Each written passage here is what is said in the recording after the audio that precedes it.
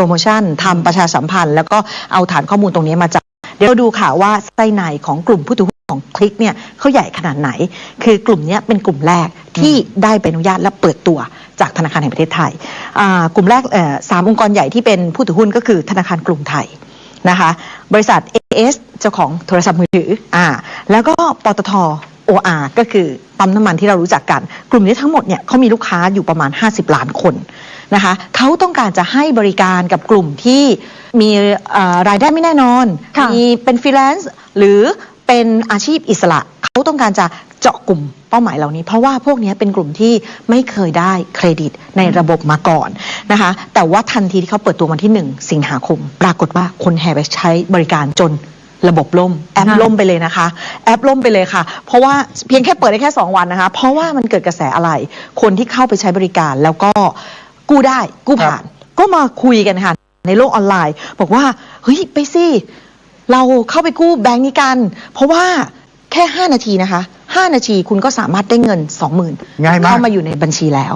อันนี้คือที่เขาชวนกันนะคะแล้วก็บอกว่านอกจากง่ายดายแล้วเนี่ยจะบอกให้นะฉันเนี่ยเป็นหนี้อยู่400,000ครับติดเครดิตบูโรด้วยแต่ว่ายังอนุมัติเลย 20,000แสดงให้ทำให้คนที่เขาเคยติดหนี้หรือว่ามีติดบัญชีแบล็คลิสต์อย่างเงี้ยค่ะเขาก็เกิดมีความหวังครับเดี๋ยวมาดูอีกรายหนึ่งอีกรายบอกว่าได้แล้ว 20,000 เบิกมา 19,000 กะบิดเหมือนกันครับ คำว่าบิดเนี่ยมันเป็นภาษาที่เขาใช้ในดิฉันตีความเอานะคะเพราะว่าจริงๆเขาก็พูดทำนองว่าบิดก็คือบิดหนีไปเลยได้แล้วไปเลยกับอีกแบบนึงบางคนเขาบอกบิดพริ้วเขาก็จะมีเลี้ยวก็คือเลี้ยวหลบเลี้ยวหลบอะไรประมาณนี้นะคะนี่คือในโลกออนไลน์ที่เขาพูดกันแล้วก็เราก็เห็นว่าพฤติกรรมแบบนี้เนี่ยมันทำให้เกิดอะไรบทเรียนค่ะมันเป็นบทเรียนว่าธนาคารคลิกเนี่ยเขาใช้ AI เป็นคนอนุมัติสินเชื่อเมื่อเขาใช้ AI เนี่ยเขาจะเอาข้อมูลอะไรคะก็ข้อมูลรายล้อมที่มีอยู่อย่างเช่นยกตัวอย่างคนนี้เคยจ่ายค่าโทรศัพท์ตรงตลอดเลยนับว่าเป็นคนดีไม่หมายถึงว่าไม่ได้หมายความคนดีขออนุญาตใช้คำว่านับว่าเป็นผู้ที่มีประวัติที่ดีให้กู้แต่จริงๆประวัติด้านอื่นเขาอาจจะเสียในขณะที่อีกคนนึงอาจจะค้างค่าน้ำค่าไฟซึ่งบางครั้งอาจจะเกิดจากความเออร์เรอร์อะไรต่างๆอย่างนี้ค่ะถูกนับว่าถูกตัดเครดิตเนี่ยค่ะเป็นบทเรียนว่าเราจะใช้ AI ในการวิเคราะห์ทั้งหมดมันอาจจะไม่ได้นะคะตรงนี้เลยเป็นquestion markว่าเอ๊ะทำไมคนประวัติดีได้คนประวัติดีไม่ได้คนประวัติดีกลับได้ครับอันนี้พอใช้ AI ไปจับคนที่ประวัติไม่ดีจะบอกว่าประวัติเสียก็กล่าวหาเกินไปเนาะแต่ว่ามันไม่รอบคอบเอา AI ไปจับแล้วปรากฏว่าคนที่บางคนมีหนี้บางคนติดบูโรก็ได้เงินกู้ไปสุดท้ายเนี่ยพอเขาบิดกันเยอะๆเนี่ยเงินที่บิดมันก็ก้อนใหญ่เหมือนกันนะค่ะใช่ค่ะแต่ว่าปัญหาก็คือว่าทำไมปรากฏการบิดหรือว่าแค่ใครชวนเนี่ยมันถึงไปกันเร็วมากเพราะอะไรมันมีความเข้าใจผิดอะไรบางอย่างหรือเปล่าเกี่ยวกับการบิดหนี้และเกี่ยวกับธนาคารไร้สาขาเดี๋ยวมาไล่เรียงให้ดูนักบิดโดยส่วนใหญ่หรือว่าคนที่เขาคุยกันเนี่ยเขาบอกว่าเขาคิดว่าเป็นสินเชื่อที่ไม่มีหลักประกันก็เลยบอกว่าธนาคารตามยึดอะไรไม่ได้ฟังตรงนี้ไหมนะคะอันดับ2เป็นแอปเงินกู้นอกระบบบางทีคิดเป็นแบบนั้นไม่ต้องชำระคืนก็ได้ทั้งที่ความเป็นจริงเดี๋ยวบอกกันตรงนี้คลิกเนี่ยกว่าจะได้ใบอนุญาตผ่านธนาคารแห่งประเทศไทยนะคะในตามกฎหมายเขาเป็นธนาคารได้รับอนุญาตเพราะฉะนั้นสัญญาที่คุณเซ็นกับเขาทุกอย่างไม่ว่าจะผ่านดิจิทัลหรือกดมือถือกดแอปต่างๆมันเป็นไปตามกฎหมาย 100% สามารถที่จะเรียกคือได้แทบทั้งสิ้นผู้เชี่ยวชาญด้านกฎหมายและการเงินบอกแบบนี้ค่ะเตือนว่าอย่าหาทำเขาใช้คำนี้อย่าหาทำเพราะคุณจะโดนทั้งหมด3 เด้งคือถ้าคุณบิดหนี้ธนาคารคลิกดิฉันหมายความว่าธนาคารไร้สาขาธนาคารใดก็ได้คุณจะติดแบล็คลิสต์เครดิตบูโรติดแน่ๆและอาจจะไม่มีคนอื่นมาปล่อยกู้คุณเหมือนที่ระบบ AI ผิดพลาดหรืออันนี้เด้งที่1สักครู่ค่ะเด้งที่2ค่ะคุณจะถูกฟ้องแพ่งซึ่งการถูกฟ้องแพ่งเนี่ยคุณจะโดนฟ้องร้องบังคับคดีและนำไปสู่การยึดทรัพย์ได้ในกรณีที่คุณไม่เหลือไม่มีเงินในบัญชีแล้วเขาอาจจะไปอายัดเงินเดือนเก็บบ้านเก็บรถต่างๆคือมีการยึดทรัพย์มีอายุความ10 ปีเรื่องที่3คุณอาจจะเจอคดีอาญาช่อโกงกรณีที่คุณเนี่ยจงใจกรอกข้อมูลอันเป็นเท็จเวลาคุณจะไปสมัครอะไรคุณไปบอกเขาอย่างนู้นอย่างนี้และโทษอาญามีโทษถึงจำคุก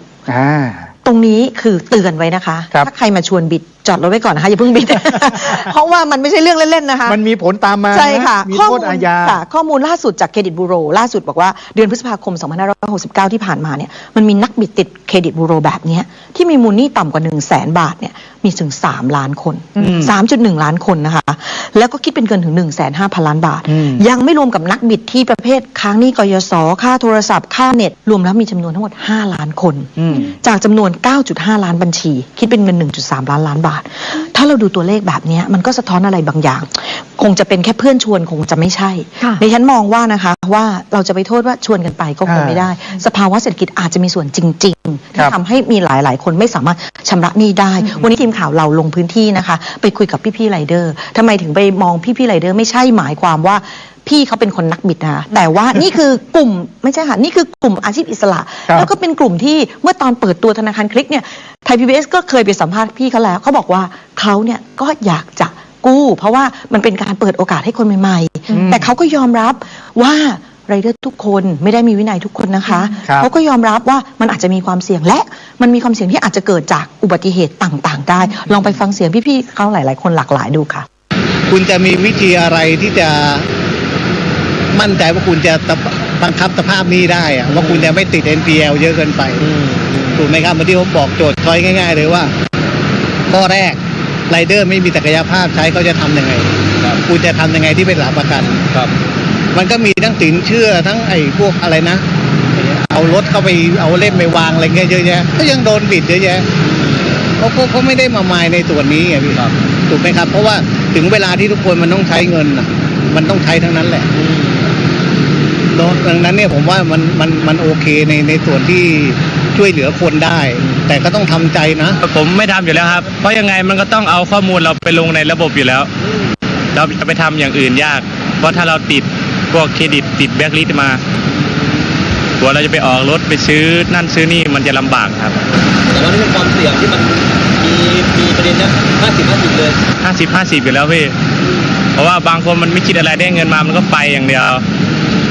แต่มันไม่คิดถึงผลเจอขบวนการนักบิดเข้าไปแสดงว่าระบบอะไรหลายๆอย่างมันก็มีรอยรั่วอยู่นะคะทีนี้ทางคลิกหรือว่าแบงก์ชาติเนี่ยมีท่าทีต่อเรื่องนี้ยังไงบ้างคะจริงๆเราต้องมองที่เจตนารมณ์นะของการมีธนาคารไร้สาขาเนี่ยจริงๆเป็นสิ่งที่ดีสาเหตุเพราะว่า1มันเปิดโอกาสให้กับคนอีกกลุ่มและการไม่มีสาขาคุณไม่มีต้นทุนคุณสามารถไปพัฒนาตัวเองหรือไปลดต้นทุนทำให้ดอกเบี้ยมันถูกลงกว่าคนอื่นได้หรือคุณไปพัฒนาระบบที่สามารถที่จะเอื้ออำนวยให้คุณติดตามนี่หรือว่ากรองข้อมูลได้ถูกต้อง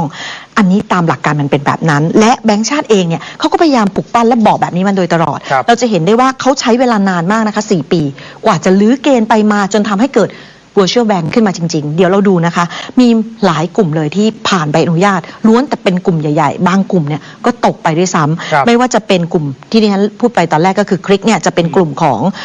ปตท.กลุ่มของกรุงไทยแล้วก็อะไร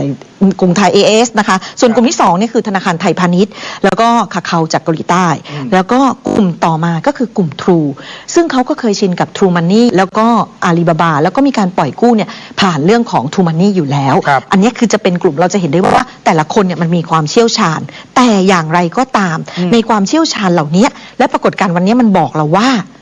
AI ไม่ใช่พระเจ้าและมันอาจจะไม่มีช่องโหว่ดังนั้นเนี่ยถ้าเกิดเราไม่ติดตามหรือมอนิเตอร์ให้ดีมันอาจจะนำไปสู่ปัญหาและซ้ำเติมเรื่องของหนี้เสียได้ซึ่งเรื่องนี้ไทย PBS เราพยายามติดต่อไปที่ธนาคารคลิกเพื่อจะพูดคุยแต่ว่าทางผู้บริหารให้ข้อมูลว่าอยู่ระหว่างการประชุมและหารือภายในร่วมกับทางธนาคารแห่งประเทศไทยซึ่งธนาคารแห่งประเทศไทยเองก็บอกว่าปฏิเสธที่จะชี้แจงกับทางเราแล้วก็ขอหารือก่อนซึ่งพรุ่งนี้เองอาจจะมีแมสเสจหรือมีข้อความหรือมีคำตอบในเรื่องต่างๆเหล่านี้ออกมาซึ่งดิฉันเห็นว่าเรื่องนี้แบงก์ชาติควรจะแอคชั่น1ในฐานะเป็นผู้ให้ใบอนุญาต2แบงก์ชาติเป็นผู้ถือกฎเรื่องวินัยการเงินของประเทศเราอยู่แล้วคงไม่อยากเห็นสิ่งเหล่านี้ที่ตัวเองตั้งใจหวังดีเนี่ยกลายมาเป็นอีกด้านหนึ่งหรือว่าเป็นอีกด้านหนึ่งที่ทำให้เกิดทั้งหนี้เสียแล้วก็เกิดพฤติกรรมแบบบิดหนี้แบบนี้ค่ะมันเป็นเรื่องของความเชื่อมั่นด้วยนะคะอย่างไรก็ตามได้เห็นบทเรียนสำคัญในหลายๆส่วนเลยนะคะวันนี้ขอบคุณคุณปรัชออนค่ะขอบคุณครับ